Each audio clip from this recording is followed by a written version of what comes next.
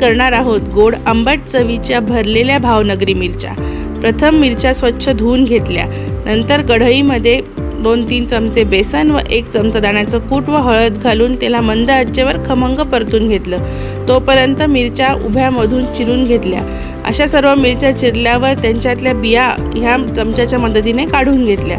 नंतर खमंग भाजलेलं जे बेसन आहे ते एका ताटलीत काढून घेतलं। त्यात हळद, धणे जिरे पूड, तिखट, कांदा लसूण मसाला, 2 चमचे आमचूर पावडर, मीठ व साखर घातली। त्यानंतर कोथिंबीर घातली।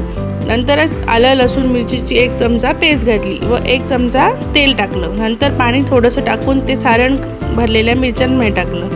त्यानंतर पॅनमध्ये भरलेल्या मिरच्या तेल टाकून छान परतवायला ठेवल्या। परतताना मंद आचेवरच परतायच्या व झाकण ठेवून छान वाफवू द्यायच्या। एकीकडनं झाल्या की दुसरीकडनं परतून छान दोन्ही साईडने खमंग परतून घ्यायच्या। त्यानंतर उरलेलं सारणही त्यात टाकायचं, तेही परतून घ्यायचं। अशा खमंग व गोड आंबट चवीच्या मिरच्या खायला तयार।